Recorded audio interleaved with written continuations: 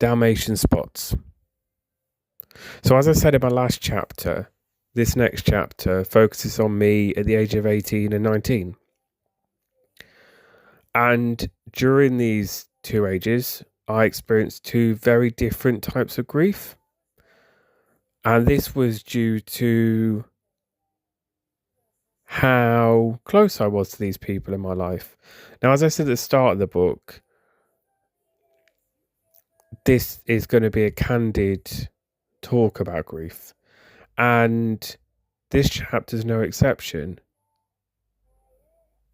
Now, this may sound strange to some, but I often do this, and I've done this to help me with the book. But I've written down in a little notepad every person that passed away and the year and how old I was. Sometimes I've had to kind of work out the best I can, but I'm pretty sure I'm there on the years. So by this point at 18 and 19, I've been through a fair few bit of grief, as you probably listened to in this audiobook.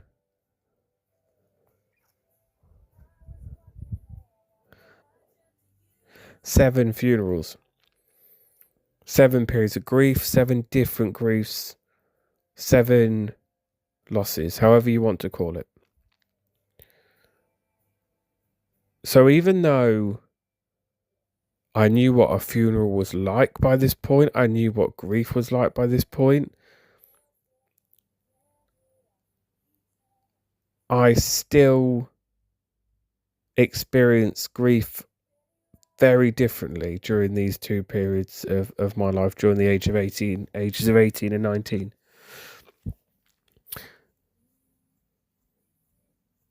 At the age of 18, it was me more supporting a friend, a very close friend of mine who lost a relative.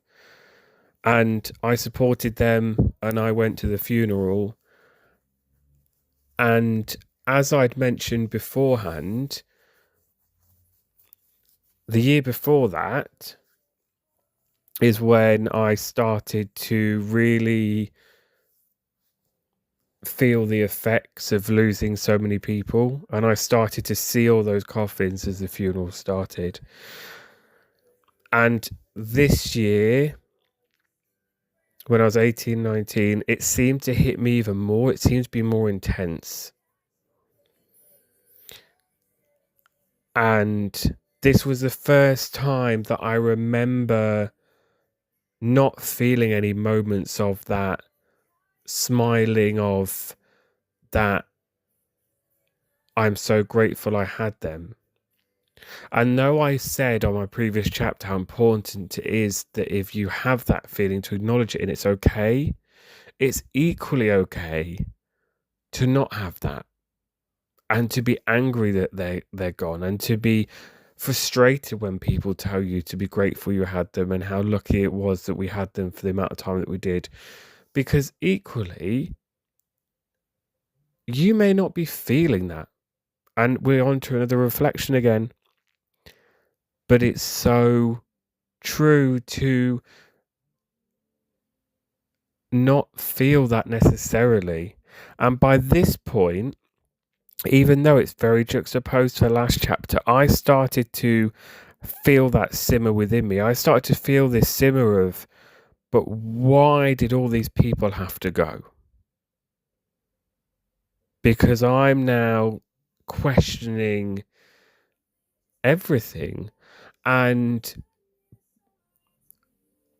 also my faith, because I come from a very religious family who are kind and accepting and loving, but quite a lot of my family and support network and close friends are very religious, and they use that as their comfort and it helps them, and I admire them for that. And that is something that I think if you have that and it helps you, that's really important. But for me, by this point, even though I was starting to go to church a bit less because of other reasons, I also started to really question, but why? if there's this person that's meant to be all loving and kind and caring, why are they taking all these people from me, from our family, from our friends?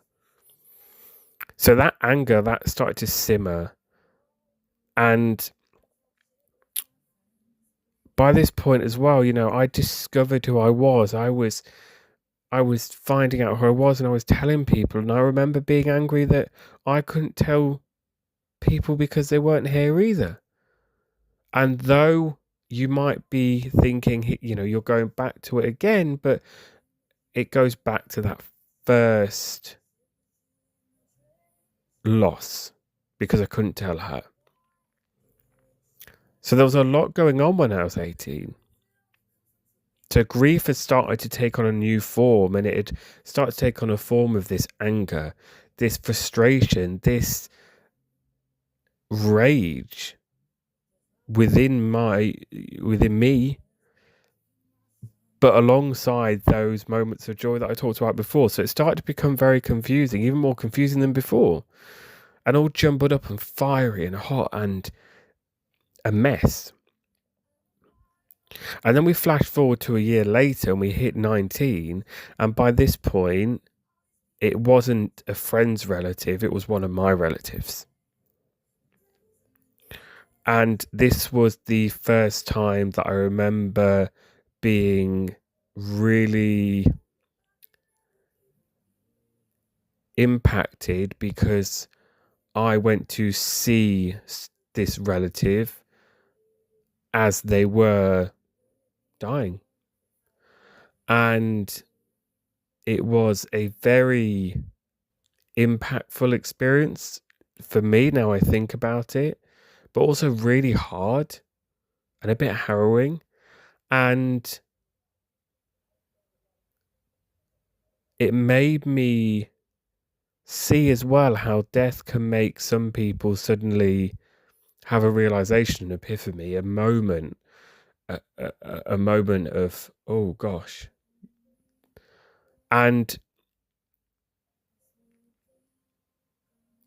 this is when I saw death in a new light of being so cruel, because I could see it there. It was right in front of me. And that was incredibly difficult.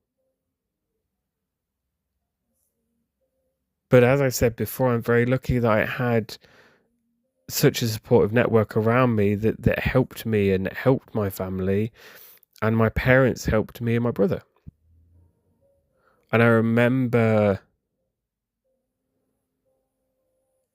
lying in a bed the day before the funeral was going to take place for this relative, and on a wardrobe was a sticker of Dalmatians, hence why Dalmatian spots is the name of this chapter. I remember looking at the spots and just thinking, those spots that are all over the place on this Dalmatian made me think of, well, my grief now feels all over the place, because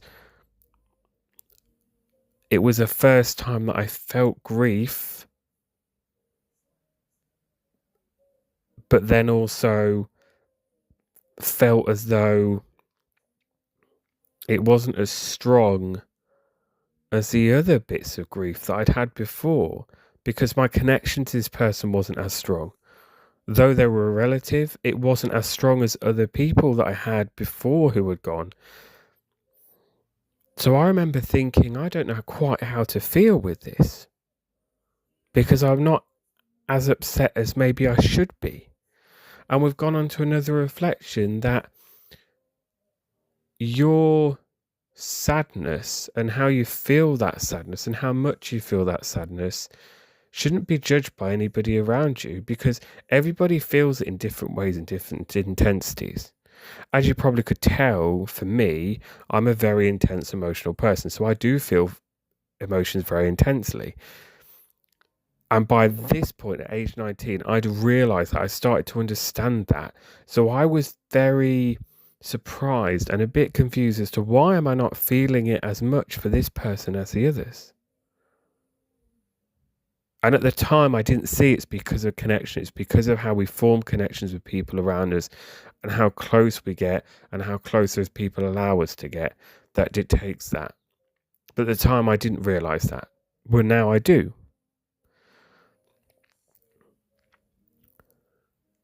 And a bit of a reflection for me whilst I'm doing this chapter is this chapter has been quite difficult to do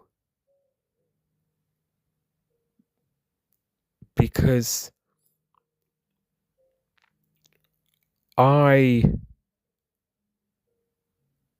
feel a bit of trepidation saying what I've just said, which again feels really, really strange and a little bit uncomfortable. But what we need to do is we need to remind ourselves that what grief does and what loss does and death does, it makes us sometimes feel really uncomfortable.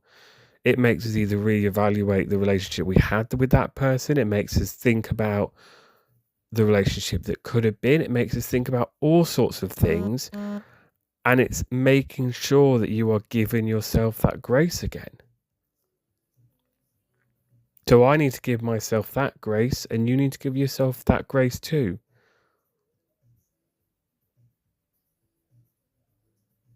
It's okay if you've lost somebody close to you, if somebody's died who's close to you, or somebody's died that's in the family and a relative and you weren't close to them, to feel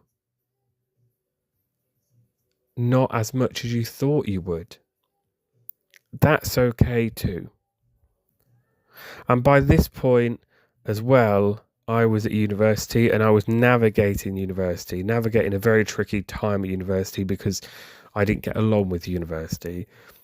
So there was a lot of complicated things going on. And what I started to have a sense of was that perhaps I hadn't dealt with other grief properly. But I pushed that to one side and I ignored that. And that is what is the message I want to really get across on this chapter in particular as well, is to ask for support when you need it. There's nothing wrong with asking for that support. Reaching out, going, actually, I don't know how to deal with this grief. It's consuming me, or I just need to talk about it. And I want to talk about it with somebody who doesn't know the person that's died and is a bit of a neutral party, shall we say, then that is really important to do as well. This chapter's a lot shorter than the others.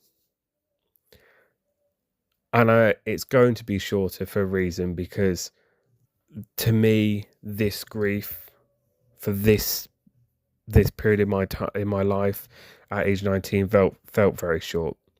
So I think it's apt that this chapter is short.